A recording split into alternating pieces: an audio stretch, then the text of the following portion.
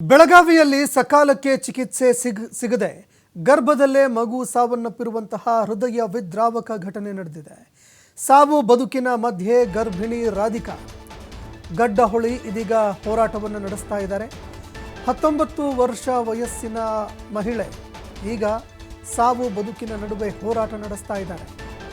8.5 ತಿಂಗಳ ಗರ್ಭಿಣಿಯಾಗಿದ್ದಂತಹ ರಾಧಿಕಾ ಗಡ್ಡಹೊಳಿ ನಿನ್ನೆ ರಾತ್ರಿ 8 ಗಂಟೆ ಸುಮಾರಿಗೆ ಮನೆಯಲ್ಲಿ ಪಿಡ್ಸ್ ಬಂದು ಅಸ್ವಸ್ಥರಾಗಿದ್ದರು. ನಿನ್ನೆ ರಾತ್ರಿ 8 ಗಂಟೆ ಸುಮಾರಿಗೆ ಮನೆಯಲ್ಲಿ ಅವರಿಗೆ ಪಿಡ್ಸ್ ಬಂದಿತ್ತು, ಹೀಗಾಗಿ ಅಸ್ವಸ್ಥರಾಗಿದ್ದರು. ಪ್ರಾಥಮಿಕ ಚಿಕಿತ್ಸೆ ಕೊಟ್ಟ ಬಳಿಕ ಬೆಳಗಾವಿಯ ಖಾಸಗಿ ಆಸ್ಪತ್ರೆಗೆ ಅವರನ್ನು ರವಾನೆ ಮಾಡಲಾಗಿತ್ತು. ಈಗ ಗರ್ಭಿಣಿಯ ಸ್ಥಿತಿ ಗಂಭೀರ ಇದೆ, ಹಣ ಕಟ್ಟಿ ಚಿಕಿತ್ಸೆ ಮಾಡ್ತೀವಿ ಅಂತ ಆಸ್ಪತ್ರೆ ಹೇಳ್ತು.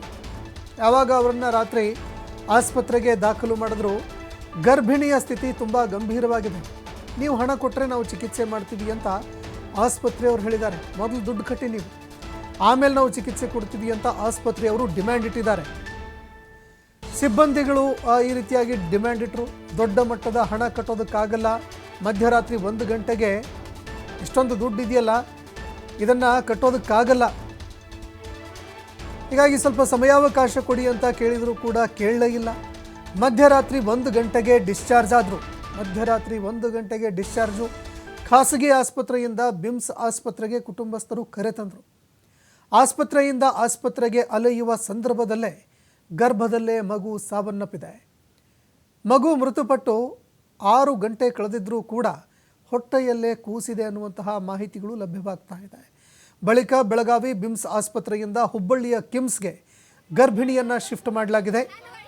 ಹೊಟ್ಟೆಯಲ್ಲಿ ಮಗು ಮೃತಪಟ್ಟಿದ್ದು, ಗರ್ಭಿಣಿಯ ಸ್ಥಿತಿ ಕೂಡ ಗಂಭೀರವಾಗಿದೆ. ಹೆಚ್ಚಿನ ಚಿಕಿತ್ಸೆಗಾಗಿ ವೆಂಟಿಲೇಟರ್ ಮೇಲೆ ಆಂಬ್ಯುಲೆನ್ಸ್ನಲ್ಲಿ ಅವರನ್ನು ಶಿಫ್ಟ್ ಮಾಡಲಾಗಿದೆ. ಒಬ್ಬ ವೈದ್ಯರ ತಂಡದೊಂದಿಗೆ ಹುಬ್ಬಳ್ಳಿಗೆ ಬಿಮ್ಸ್ ಆಸ್ಪತ್ರೆ ಅಧೀಕ್ಷಕರು ರವಾನೆ ಮಾಡಿದ್ದಾರೆ. ಇನ್ನು ರಾಧಿಕಾ ಸ್ಥಳಾಂತರ ಮಾಡ್ತಾ ಇದ್ದಂತೆ ಆಸ್ಪತ್ರೆ ಆವರಣದಲ್ಲಿ ಗೋಳಾಟ ಆರಂಭ ಆಗಿದೆ.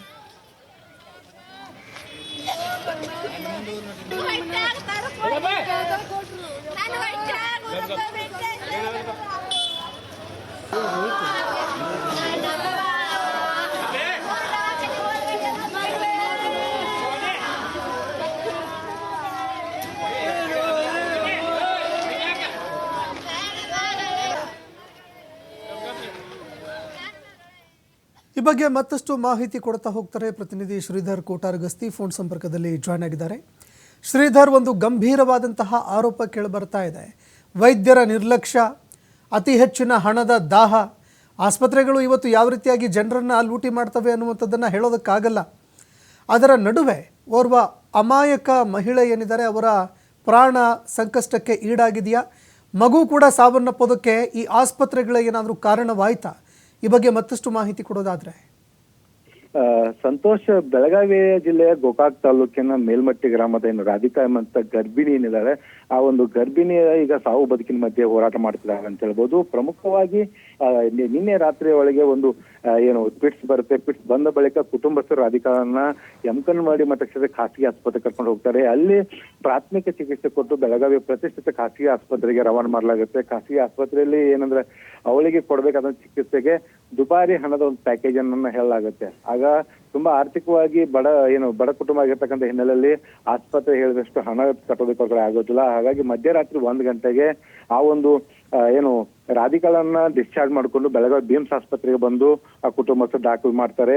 ಆಗ ವೈದ್ಯರು ತಕ್ಷಣ ಉಪಚಾರಕ್ಕೆ ಒಳಪಡಿಸಿದಾಗ ರಾಧಿಕಾ ಹೊಟ್ಟೆಲಿದ್ದಂತ ಮಗು ಇದೆ, ಮಗು ತೀರ್ಕೊಂಡಿರ್ತಕ್ಕಂಥ ವಿಚಾರ ಗೊತ್ತಾಗುತ್ತೆ. ಜೊತೆಗೆ ರಾಧಿಕಾ ಸ್ಥಿತಿ ಕೂಡ ಚಿಂತಾಜನಕ ಆಗಿದ್ದರಿಂದ ರಾತ್ರಿ ಎಲ್ಲ ಕೂಡ ವೆಂಟಿಲೇಟರ್ ನಲ್ಲಿ ಅವಳಿಗೆ ಚಿಕಿತ್ಸೆ ಕೊಡುವಂತ ಕೆಲಸ ಬಿಮ್ಸ್ ವೈದ್ಯರು ಮಾಡ್ತಾರೆ.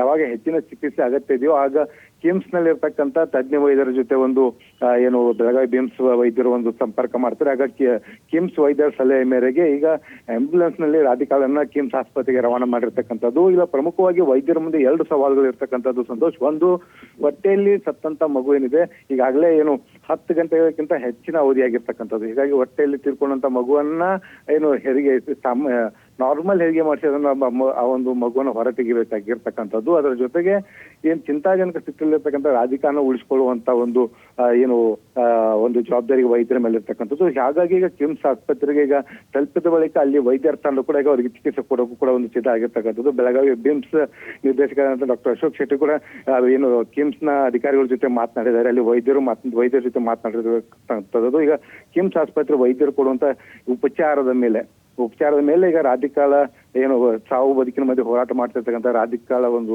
ಪ್ರಾಣ ನಿಂತಿದೆ ಅಂತ ಹೇಳ್ಬೋದು. ಆದ್ರೂ ಕೂಡ ಏನಂದ್ರೆ ಈ ಒಂದು ಘಟನೆಯಿಂದ ಇಡೀ ಕುಟುಂಬಸ್ಥರು ತತ್ತರಿಸಿ ಹೋಗಿದ್ದಾರೆ. ರಾಧಿಕಾಳ ಹೊಟ್ಟೆಲ್ ಮಗು ಸತ್ತಿರ್ತಕ್ಕಂಥ ವಿಚಾರ ಆಗಿರ್ಬೋದು, ಅವಳ ಸ್ಥಿತಿ ಚಿಂತಾಜನಕ ಆಗಿರ್ಬೋದು. ಹಾಗಾಗಿ ಅವ್ರ ಕಣ್ಣೀರು ಕೂಡ ಒಂದು ಮುಗಿಲು ಮುಟ್ಟಿರ್ತಕ್ಕಂಥದ್ದು. ಸಂತೋಷ್, ಎಲ್ಲೋ ಒಂದ್ ಕಡೆ ಖಾಸಗಿ ಆಸ್ಪತ್ರೆಗಳಲ್ಲಿ ಏನು ಒಂದು ಧನದಾಹ ಇದೆ, ಈ ಧನದಾಹದಿಂದ ಸಾಕಷ್ಟು ಬಡ ರೋಗಿಗಳಿಗೆ ಸೂಕ್ತವಾದಂತ ಚಿಕಿತ್ಸೆ ಸಿಗದಂತ ಪರಿಸ್ಥಿತಿ ನಿರ್ಮಾಣ ಆಗಿರ್ತಕ್ಕಂಥದ್ದು. ಜೊತೆಗೆ ಈಗ ನಾವು ನೋಡಬಹುದು ಸಂತೋಷ್, ಕಳೆದ 1-2 ತಿಂಗಳಲ್ಲಿ ಆದಂತ ಏನು ಬಾಣಂತಿಯರ ಸಾವಿನ ಪ್ರಕರಣಗಳಿದ್ದಾವೆ, ಎಲ್ಲವೂ ಕೂಡ ಬಡ ಮತ್ತು ಮಧ್ಯಮ ವರ್ಗದ ಕುಟುಂಬದಿಂದ ಬಂದಂತ ಒಂದು ಬಾಣಂತಿಯರು ಮೃತಪಟ್ಟಿರ್ತಕ್ಕಂಥದ್ದು.